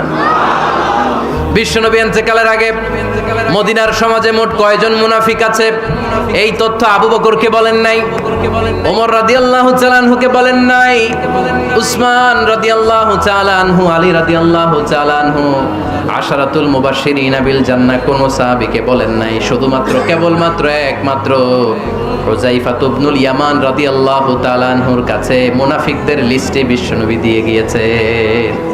সুবহানাল্লাহ পড়েন। মদিনায় কারা কারা মুনাফিক কেউ জানতো না হুযায়ফা ছাড়া। কে ছাড়া? নামটা আজকে মুখস্থ করেন, যাতে অন্য কোনো ওয়াজে কেউ জিজ্ঞেস করলে বলতে পারেন। মুনাফিকদের লিস্ট যে সাহাবীর কাছে বিশ্বনবী দিয়ে গিয়েছিলেন, সাহাবীর নাম কি? নাম? নামটা কেমন লাগে? ভাল লাগে? অনেকে আমারে জিজ্ঞেস করে, হুজুর আমার ছেলে হবে আগামী মাসে, একটা নাম দেন। নাম দিয়ে দিলাম হুযায়ফা। যাদের হবে ছেলে, এলাকায় যাদের নেক্সট কয়েক মাসে ছেলে হবে, খালি হুযায়ফা চলবে। কি চলবে? ভাল লাগে? নামটা ভাল লাগে? রাইখেন, অনেক সুন্দর নাম। উনিই জানতেন মুনাফিক কারা। দেখেন ওমরে ফারুকের তাকওয়ার লেভেলটা কত হাই। ওমরে ফারুক একদিন হুযায়ফা রাদিয়াল্লাহু তাআলা আনহুর কাছে গেলেন, যে বললেন হুযায়ফা, বিশ্বনবী ইন্তেকালের আগে মুনাফিকদের নামের লিস্টটা কারো কাছে দেয় নাই, আমার জানা নাই, সাইয়েদনা আবু বকরের জানা নাই, কোন সাহাবীর জানা নাই, তুমি ছাড়া। আমি তোমার কাছে জানতে চাই, আমি ওমরের নামটা ওই মুনাফিকদের খাতায় আছে কিনা আমার একটু বলো। আমার ওমরের নামটা ওই মুনাফিকদের লিস্টিতে একটু আছে কিনা, নামটা একটু বলো। যদি থাকে আমি ভালো হয়ে যাব। আমি নেফাককে দূর করে পাক্কা মুমিন হতে চাই। আমার নাম যদি মুনাফিকের লিস্টে থাকে আমি তো শেষ। হুযায়ফা চোখের পানি ছেড়ে দিয়ে বলে, আমিরুল মুমিনিন, কেমন প্রশ্ন করলেন আপনি? আপনি বিশ্বনবীর শ্বশুর, এই উম্মতে আপনার পজিশন 3 নাম্বার। আপনারে মুনাফিকরা ভয় পায়, শয়তান আপনারে ভয় পায়। আপনি জান্নাতে সব বয়স্ক লোকদেরকে নিয়ে জান্নাতের মধ্যে আগে আগে ঢুকবেন, কেমন করে মুনাফিকদের কাতারে আপনার নাম থাকতে পারে ওমর? সুবহানাল্লাহ পড়ে। কি বিনয়ী, কি তাকওয়া। হুযায়ফাকে যে ধরতেন, হুযায়ফা একটু বলো না আমার নামটা মুনাফিকদের লিস্টিতে আছে কিনা। প্রিয় নবীজি কত সুমধুর কণ্ঠে তেলাওয়াত করতেন, আমরা তো শুনতে পারি নাই। এবং রাসূল সাল্লাল্লাহু আলাইহি ওয়াসাল্লামের সুমধুর কণ্ঠের তেলাওয়াত শুনে মানুষ তো মুসলিম হয়েছেই, অনেক জিনও মুসলমান হয়েছে। অনেক জিন, মক্কার যারা গণক ছিল তারা জিন দিয়ে গণনার কাজ করত। জিনদেরকে উপরে পাঠাতো, ফেরেশতারা কি কনভারসেশন করে এগুলো শুনে আসতো, এগুলো এসে গণকদেরকে বলতো, গণকরা এগুলো বলে বলে মক্কায় বিভিন্ন ধরনের সংশয় তৈরি করতো। কিন্তু যখন কোরআন নাজিল হওয়া শুরু হলো, আকাশের নিরাপত্তা জোরদার করা হলো, এখন আর জিনেরা উপরে যেতে পারে না। উপরে গেলে আগুনের গোলা ছোড়া হয় ওদের গায়ে। এবার জিনেরা একটা মিটিং বসলো, তারা বলতেছে ঘটনা কি? আগে তো অনেক ফেরেশতাদের কথা শুনে এসে গণকদের বলে দিতে পারতাম, এখন তো এই সুযোগটা নেই। ঘটনা কি? What happen? নিশ্চয়ই পৃথিবীতে এমন নতুন কিছুর আগমন ঘটেছে যেটার প্রভাবে ঊর্ধ্ব জগতের নিরাপত্তা বলয়কে আরো মজবুত করা হয়েছে। কি সেটা? খোঁজো। খুঁজতে খুঁজতে খুঁজতে খুঁজতে একদল জিন রাসূল সাল্লাল্লাহু আলাইহি ওয়াসাল্লাম উকাজের এক বাজারের দিকে যাচ্ছিলেন। ইন দ্য মিন টাইম ফজরের সালাতে তিনি নামাজের ইমামতি করছেন। ওই সময়ে একদল জিন পাশ দিয়ে যাচ্ছিল। হঠাৎ তারা দাঁড়িয়ে থমকে দাঁড়ালো, দেখে যে আল্লাহ রাসূল সাল্লাল্লাহু আলাইহি ওয়াসাল্লাম কোরআন তেলাওয়াত করতেছেন। এই কোরআনের বাণী তারা কখনো শুনে নাই।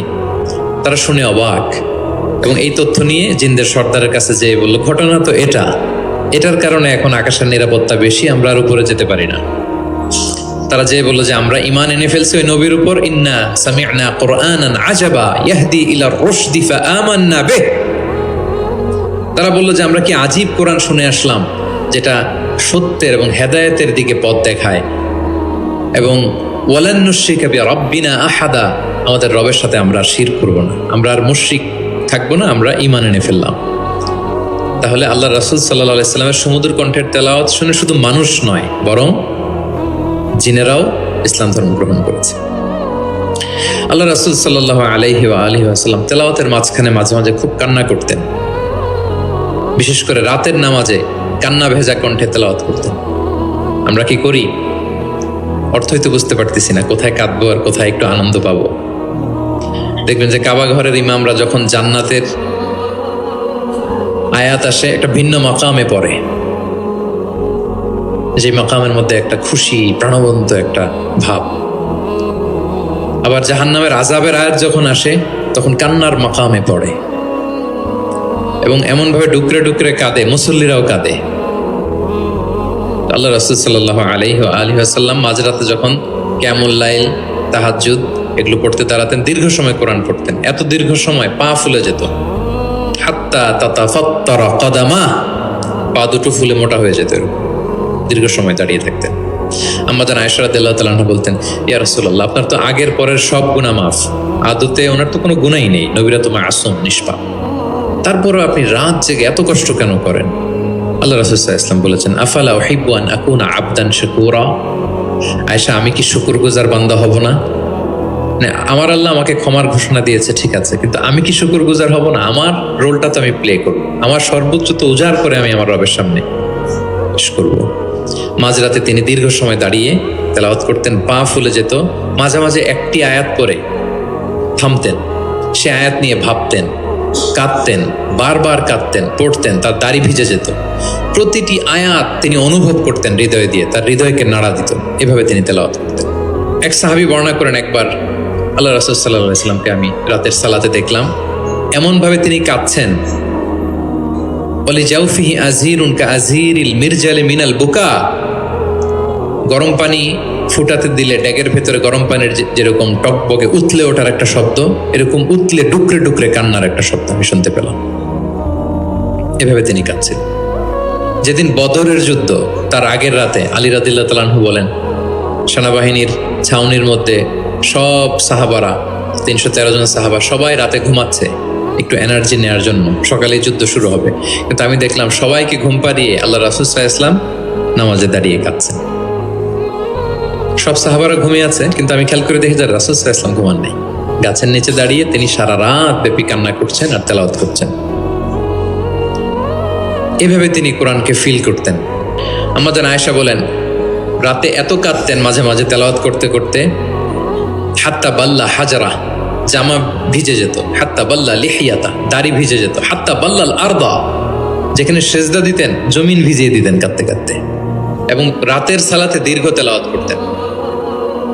কিন্তু জামাতের নামাজ আবার অপেক্ষাকৃত সংক্ষিপ্ত করতেন, এটা সুন্নাহ। কারণ জামাতের নামাজ তো আর আমি একা পড়ছি না, আমার পেছনে অসুস্থ, বয়স্ক, সিনিয়র সিটিজেন, মুসাফির, ট্রাভেলার অনেকে থাকতে পারে।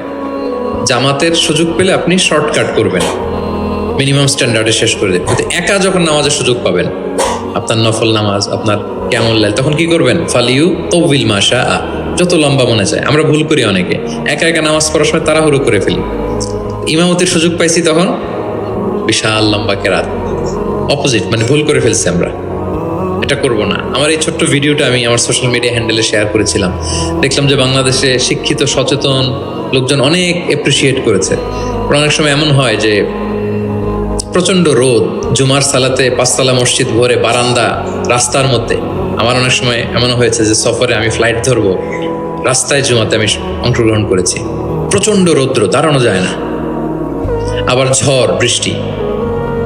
তো এতগুলো মানুষ যে এখানে নামাজ পড়বে, এখানে যদি আপনি লম্বা কেরাত পড়েন তাহলে তো কষ্ট হয়ে যাবে মানুষের। একবার আল্লাহ রাসূল সাল্লাল্লাহু আলাইহি ওয়াসাল্লাম নামাজ একটু বেশি ছোট করে ফেললেন, সংক্ষিপ্ত করে। সাহাবারা বললেন, ইয়া রাসূলুল্লাহ, এত তাড়াতাড়ি নামাজ শেষ করলেন, এত তাড়াতাড়ি তো করতে দেখি না।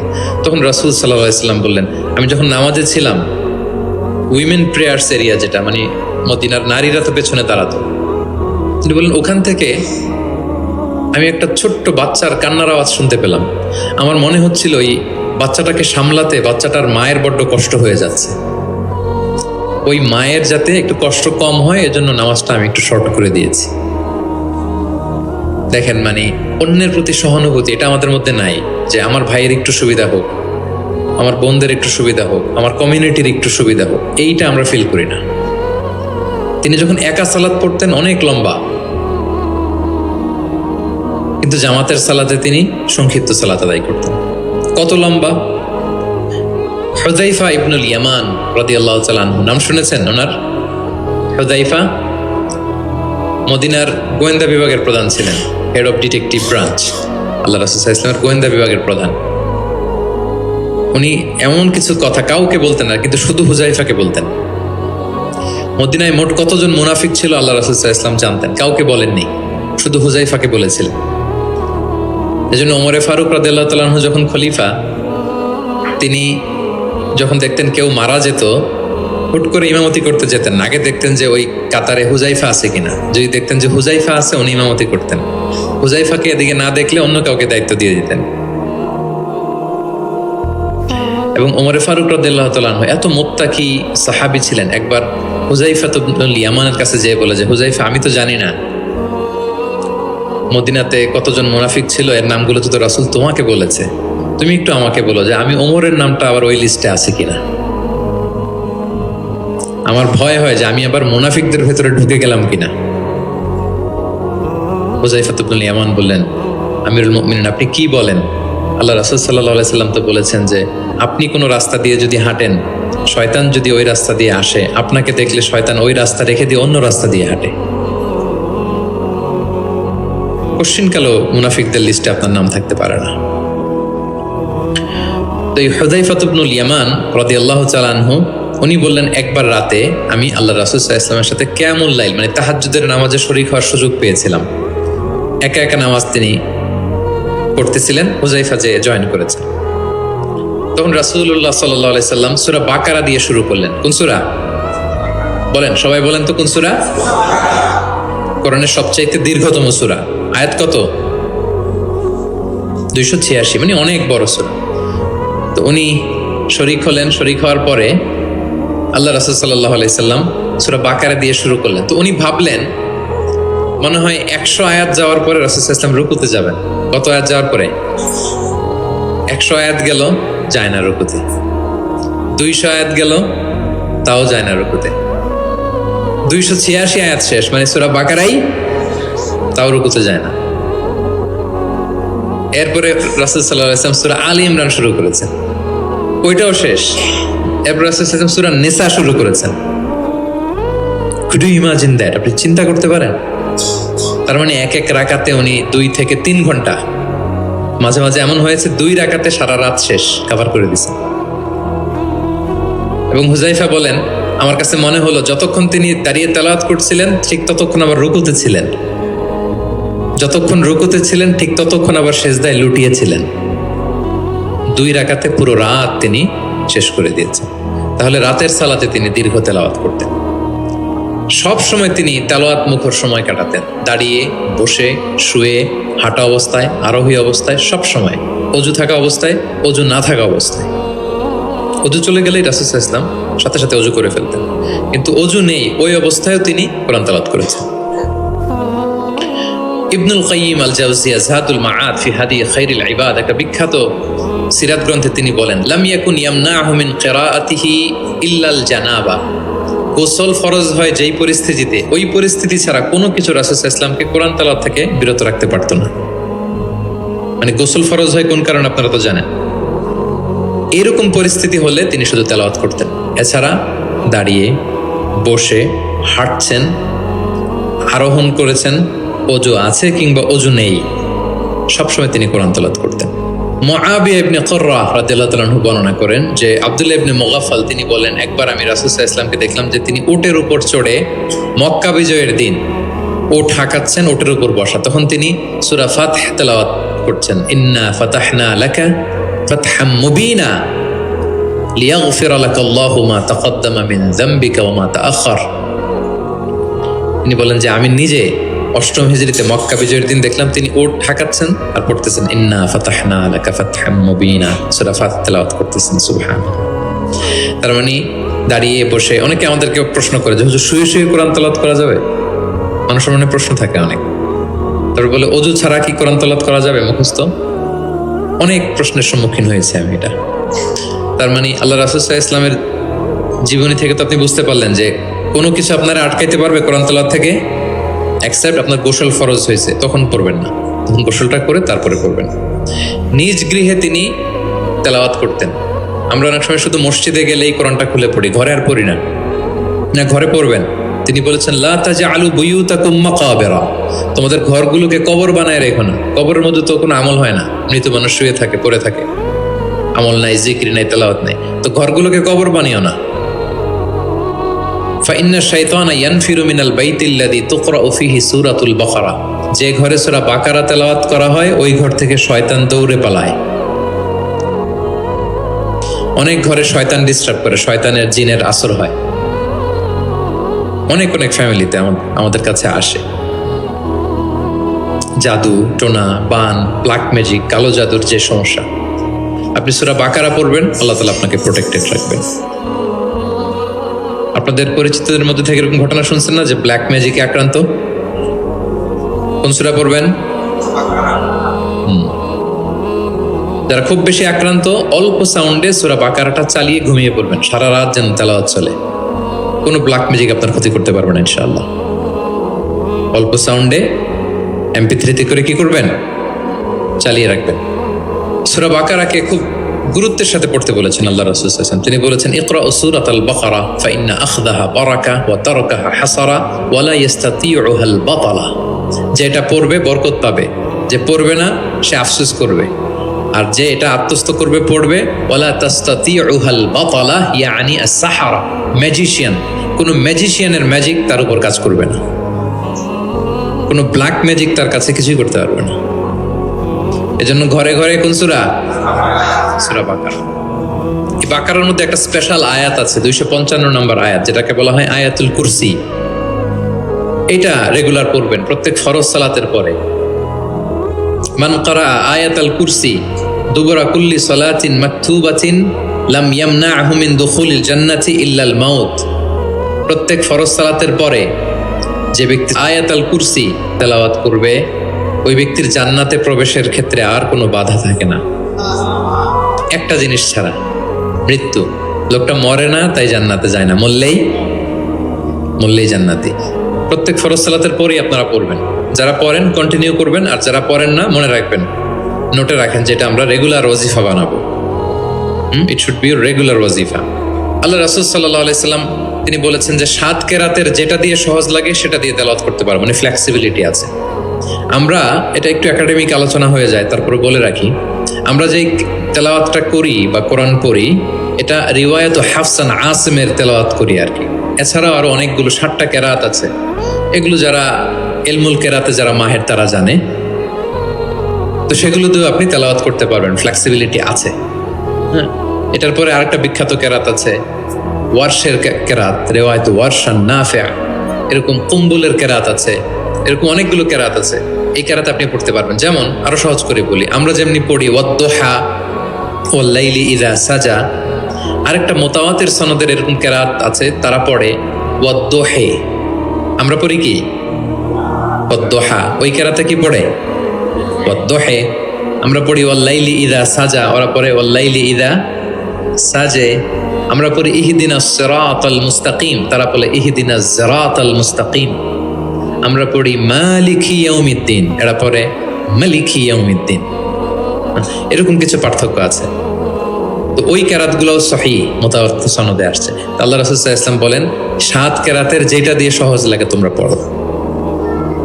যেমন বাংলা ভাষা একটা, এর মধ্যে আঞ্চলিকতা আছে না?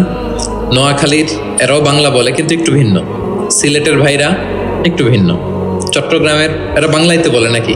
চট্টগ্রামের লোকের কোন ভাষায় কথা বলে? ফার্সিতে, বাংলা, কিন্তু আপনি হয়তো বুঝবেন না, এমন এমন শব্দ আপনি বুঝবেন না, কিন্তু তারা প্রত্যেকেই বাংলা বলে। তো একই আরবির মধ্যেও অনেক আঞ্চলিকতা আছে। এই 60টা আঞ্চলিকতায় কোরআন নাজিল হয়েছে। রাসূল সাল্লাল্লাহু আলাইহি ওয়াসাল্লাম বলেন যেটা সহজ লাগে পড়ো। তো একবার হিশাম বিন হাকিম বিন হিজাম উনি একবার সূরা ফুরকান পড়তেছেন এমন একটা কেরাতে, যেই কেরাত ওমর রাদিয়াল্লাহু তাআলা আনহু শোনেন নাই। তো উনি তো আবার খুব রাগী ছিলেন, ইসলামের কোনো রুল ভায়োলেট হয়েছে দেখলে তাৎক্ষণিক অ্যাকশন নিতেন, ডাইরেক্ট অ্যাকশন নিতেন। তো উনি ভাবছে যে কোরআনকে বোধহয় সে বিকৃত করে পড়ছে, এই ক্যারেক্টারটা ওনার আবার জানা ছিল না। উনি ধরে চাদর ধরে টেনে হিচড়ে রাসূল সাল্লাল্লাহু আলাইহি ওয়াসাল্লামের কাছে নিয়ে আসছে, বলছে ইয়া রাসূলুল্লাহ দেখেন কিভাবে কোরআনকে বিকৃত করে। তো আল্লাহ রাসূল সাল্লাল্লাহু আলাইহি ওয়াসাল্লাম বললেন ওমর শান্ত হও, আগে তাকে ছাড়ো। ওমর রাদিয়াল্লাহু তাআলা ছাড়লেন। রাসূল সাল্লাল্লাহু আলাইহি ওয়াসাল্লাম বললেন আরসিলহু ইকরা, এই ওমর রাখো, ছাড়ো, আচ্ছা পড়ো কিভাবে পড়ছে। তো হিশাম বিন হাকিম বিন হিজাম তেলাওয়াত করে শোনালেন সূরা ফুরকান। রাসূল সাল্লাল্লাহু আলাইহি ওয়াসাল্লাম বললেন হ্যাঁ কাদা উনসিলাত, কোরআন তো এভাবেও নাজিল হয়েছে। আচ্ছা ওমর তুমি কিভাবে জানো? ওমর রাদিয়াল্লাহু তাআলা আনহু বলেন ইয়া রাসূল আপনি তো আমাদেরকে এইভাবে শিখিয়েছেন। তখন রাসূল সাল্লাল্লাহু আলাইহি ওয়াসাল্লাম বললেন ওয়া হাকাযা উনজিলাত, এভাবেও নাজিল হয়েছে। উনজিলাল কুরআনু আলা সাবআতি আহরুফ, আরবি ভাষা 7টা ডায়ালেক্টে, 7 ডায়ালেক্টে কোরআন নাজিল হয়েছে। ফাকরাউ মা তায়াসসারা মিন, যেটা দিয়ে সহজ লাগে। ওয়া দুহা পড়লেও হবে, দোহে পড়লেও হবে, হ্যাঁ সবটাই পড়তে পারবে, দোহাও হবে দোহেও হবে। আল্লাহ রাসূল সাল্লাল্লাহু আলাইহি ওয়াসাল্লাম অন্যকে কোরআন তেলাওয়াত শোনাতেন। উবাই ইবনে কাব রাদিয়াল্লাহু তাআলা আনহুকে বললেন ইন্নাল্লাহা আমারানি আন আকরা আলাইকাল কুরআন, হে উবাই আল্লাহ তাআলা আমাকে আদেশ করেছেন আমি নবী যেন তোমার কাছে কোরআন শোনাই। উবাই ইবনে কাব বললেন আল্লাহু সাম্মানি, নবীজি আপনি বলেন কি আল্লাহ আমার নাম ধরে বলছে? মানে খুশিতে বাকবাকুম, আনন্দে আত্মহারা, শিহরিত, ইয়া রাসূলুল্লাহ আমি উবাইয়ের নামটা ধরে আল্লাহ বলছেন? আল্লাহ রাসূল সাল্লাল্লাহু আলাইহি ওয়াসাল্লাম বললেন না, তোমার নাম ধরে বলেছেন। আল্লাহ তাআলা আমাকে বলেছেন আমি যেন সূরা বাইকিনা লাম ইয়াকুনিল্লাযীনা কাফারু, এই সূরাটা যেন আমি তোমার সামনে শোনাই। ফাযারাফাত আইনাহু, তিনি কাঁদতে আরম্ভ করলেন শুনে, কারণ ওনার নাম ধরে যদি আল্লাহ তাআলা বলেন এটা ওনার জন্য কত বড় প্রেস্টিজিয়াস এবং সৌভাগ্যের একটা ব্যাপার। তাহলে অন্যকে কোরআন শোনাতেন। আচ্ছা, আবার আল্লাহ রাসূল সাল্লাল্লাহু আলাইহি ওয়াসাল্লাম মাঝে মাঝে অন্যদের থেকে শুনতেন, অন্যের কণ্ঠে কোরআন শোনারও একটা আনন্দ আছে, কি বলেন? ইবনে মাসউদ রাদিয়াল্লাহু তাআলা আনহুকে একবার বললেন ইকরা, ইবনে মাসউদ একটু কোরআন তেলাওয়াত করো তো। তো তিনি বললেন আকরা ওয়া আলাইকা উনজিল, হে নবী আপনার সামনে দাঁড়িয়ে আমি এত বড় স্পর্ধা আমি তেলাওয়াত করব, আপনার উপর আকাশ থেকে কোরআন নাজিল হয়। আল্লাহ রাসূল সাল্লাল্লাহু আলাইহি ওয়াসাল্লাম বললেন ইন্নী উহিব্বু আন আসমাআহু মিন গায়রি, আমি তোমাদেরকে শোনাতে যেমনি পছন্দ করি তোমাদের থেকে শুনতেও পছন্দ করি। তিনি সূরা নিসা তেলাওয়াত করে শোনালেন। কেন শুনলেন? আব্দুল্লাহ ইবনে মাসউদের থেকে, কারণ আল্লাহ রাসূল সাল্লাল্লাহু আলাইহি সাল্লাম টার্গেট করেছিলেন যে আব্দুল্লাহ ইবনে মাসউদ এই উম্মার কোরআনের টিচার হবে। কি হবে? মানে যার যেদিকে মেধা আল্লাহ রাসূল সাল্লাল্লাহু আলাইহি ওয়াসাল্লাম ওই প্রতিভা ওইদিকে কাজে লাগাতেন। যার যেদিকে মেধা, এই যে বললাম হুযাইফা ইবনুল ইয়ামান গোয়েন্দা বিভাগের প্রধান, কেন জানেন? তার এই দিকে আগ্রহ বেশি। মুআয ইবনে জাবাল উনি মদিনা রাষ্ট্রের সিনিয়র আমলা ছিলেন, প্রশাসনিক কাজ ভালো বুঝতেন। হাসান বিন সাবিত লেখালেখি জানতেন, ওনাকে জাতীয় কবি ঘোষণা দিয়েছেন যে তুমি ন্যাশনাল পয়েন্ট, যাও কবিতা লিখো। একবার মক্কা থেকে তিনি ফিরতেছেন, নামাজ হবে, এক সাহাবী আজান দিচ্ছেন, তো কিছু মুশরিক ছেলে এখনো মুসলিম হয় নাই, ওরা আজানকে ব্যঙ্গ করতেছে। মুখ ভেঙানো বোঝেন না, মানে যেটা বলে ওইটাই ব্যঙ্গ করে করে বলতেছে। তো দেখেন রাসূল সাল্লাল্লাহু আলাইহি ওয়াসাল্লাম রেগে যাওয়ার কথা ছিল না, আজান দিচ্ছে আমার সাহাবী আর মুশরিক ছেলেগুলো তাকে ব্যঙ্গ করতেছে। উনি রেগে না যেয়ে দেখলেন যে মুশরিক ছেলেগুলোর মধ্যে একটা ছেলের কণ্ঠ তো খুব চমৎকার, ওকে ডাকলেন, ডেকে ওর মাথার চুলের ঝুঁটি বেঁধে ধরলেন, বললেন এই একটু আগে কি বলতেছিলে, জোরে বলতো, মানে আরো জোরে বলো। এবার সে বলতে আরম্ভ করতেছে, কিন্তু আশহাদু আন্না মুহাম্মাদুর রাসূলুল্লাহ এটা আর বলে না, এটা বললে তো শাহাদাত দেয়া মুসলিম হয়ে যায়। রাসূল ধমক দিয়ে বললেন এই বলো, এটাও বলো। তখন সে এটাও বলছে, মাথার চুলের ঝুঁটি ধরে বলছে। বলার পরে রাসূল সাল্লাল্লাহু তার জন্য দোয়া করলেন, ওই দোয়ার বরকতে সে কালিমা পড়ে মুসলমান হয়ে গেল। এবার আল্লাহ রাসূল সাল্লাল্লাহু বললেন তোমার কণ্ঠ যেহেতু সুন্দর, তোমাকে আমি মক্কার মসজিদের মুয়াজ্জিন বানাই দিলাম, তুমি যে আজান দিবা। দেখেন কেমন একটা ঘটনাকে কিভাবে টুইস্ট করে অন্যদিকে নিয়ে গেলেন। রেগে যাওয়ার কথা ছিল, কিন্তু দেখলেন যে প্রতিভা আছে তো এর মধ্যে, এত উঁচু গলা, একে মুয়াজ্জিন বানানো যায়। তিনি হয়ে গেলেন বাইতুল্লাহর মুয়াজ্জিন। এবং ওই যে মুশরিক থাকা অবস্থায় ওনার মাথার চুলের ঝুঁটি ধরে রাসূল ইসলাম বলছিলেন, এই আজান দাও। ওই যে রাসূল ইসলামের বরকতের হাত মাথার চুলে লেগেছিল, উনি মৃত্যুর আগ পর্যন্ত ওই চুলগুলো আর কাটেন নাই কোনোদিন। উনি এদিকে চুল কাটতেন, এদিকে কাটতেন, এদিকে কাটতেন, সামনের চুল কাটতেন না।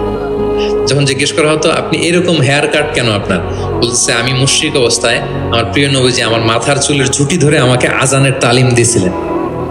ওনার বরকতময় হাতের ছোঁয়া আমার এই চুলে লেগেছে, আমি চাই এই চুলগুলো সাথে নিয়ে আমি কবরে যাব। এবং ওই চুলগুলোর সাথেই ওনাকে কবর দেওয়া হয়েছে। ওই চুলগুলোকে উনি পেঁচিয়ে একটা পাগড়ির মতো করে, বড় হয়ে গেছে তো অনেক, এটা পেঁচিয়ে পাগড়ির মতো করতেন, এরপরে উনি টারবান পরতেন, পাগড়ি পরতেন। তাহলে প্রিয় ভাইয়েরা, আব্দুল্লাহ ইবনে মাসউদ রাদিয়াল্লাহু তাআলা আনহুকে রাসূল সাল্লাল্লাহু আলাইহি ওয়াসাল্লাম টার্গেট করেছিলেন যে উনি এই উম্মতের কোরআনের টিচার হবে। কি হবে? এজন্য বলেন পড়ো তো। ইবনে মাসউদ তিনি পড়ে শোনালেন এবং তিনি বলেছেন, মান আহাব্বা আন ইয়াকরা আল কুরআনা গাদ্দান কামা উনজিল ফালইয়াকরাহু আলা কিরাআতি ইবনে উম্মি আবদ। জিবরিল যেভাবে কোরআন নাজিল করেছে হুবহু এইভাবে কোরআন যে শিখতে চায় সেজন্য ইবনে মাসউদের কাছে কোরআন শিখে। সাহাবারা ইবনে মাসউদ রাদিয়াল্লাহু তাআলা আনহুর কাছে এভাবে কোরআন শিখতেন। তাহলে দেখেন, কোরআন অন্যকে শোনাতেন, অন্যদের থেকে শুনতেন, এবং কোরআন যারা শিখে এবং শেখায় তাদেরকে তিনি শ্রেষ্ঠ বলে ঘোষণা দিয়েছেন, খায়রুকুম মান তাআল্লামাল কুরআনা ওয়া আল্লামা। যে কোরআন শেখে এবং শেখায় সে তোমাদের মাঝে শ্রেষ্ঠ। আপনি যদি শিখেন, লজ্জার কিছু নাই যে বয়স আমার 40 হয়ে গেছে, 50 হয়ে গেছে, আমি তো পারি না। না, এটা আপনার জন্য সৌভাগ্যের। It's a blessing, you are lucky, it's an honour. আল্লাহ যে সুযোগ দিয়েছেন আপনি শিখবেন, কোরআন শোনাবেন। আপনি যদি শোনান আপনি শ্রেষ্ঠ, যিনি আপনাকে শোনায় সেও শ্রেষ্ঠ। মানে এমন এক মেকানিজম, কোরআন শিখলেও সে শ্রেষ্ঠ, আবার যে শেখায় সেও শ্রেষ্ঠ। আমরা এই অ্যাক্টিভিটিজের সাথে যেন জড়িত থাকি। এবং কারো সুন্দর কণ্ঠ দেখলে আল্লাহ রাসূল সাল্লাল্লাহু আলাইহি ওয়াসাল্লাম প্রশংসা করতেন। আবু মুসা আল-আশআরী রাদিয়াল্লাহু তাআলা আনহু একবার মসজিদে